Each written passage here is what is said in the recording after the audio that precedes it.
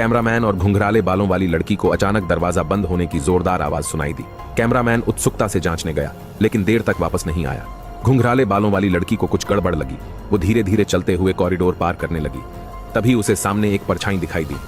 जैसे ही उसने light on की, कैमरामैन 2 टुकड़ों में कटा पड़ा था।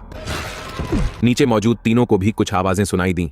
जब तक वो ऊपर पहुंचे, घुंघराले बालों वाली लड़की भी खून में लथपथ पड़ी थी। जैक ने सबको चेताया, एक नकाबपोश कातिल घर में घुस आया है। तीनों लोग तुरंत छुप गए।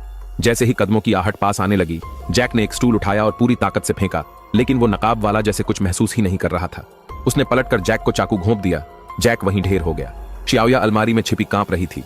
उसकी आंखों के सामने ही नकाबपोश धीरे धीरे दरवाजे के पास आ गया।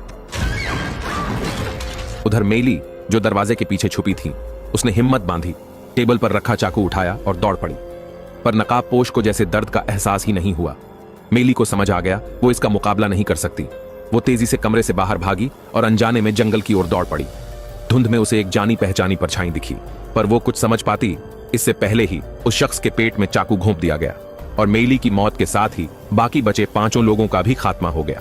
फिर अचानक रेत घड़ी खुद ब खुद घूमने लगी और सब लोग फिर से उसी पल में पहुंच गए जब उन्होंने पहली बार घर में कदम रखा था। पर इस बार उन्हें सब कुछ याद था, अपनी मौतें, हर एक पल, और सबसे डरावनी बात यह थी, उनकी तस्वीरें भी अब दीवार पर चिपकी हुई थीं। अब तो सब पूरी तरह घबरा गए। क्या कोई अज्ञात शक्ति उन्हें यहां फंसा रही है? कैमरामैन ने कहा कि अब बस उसे गाड़ी लेकर यहां से भाग जाना है, लेकिन घुंघराले बालों वाली लड़की बोली, मामला इतना आसान नहीं है। उसे वो रजिस्टर याद आया जिसमें एक ही नाम की कई लाइनें थीं।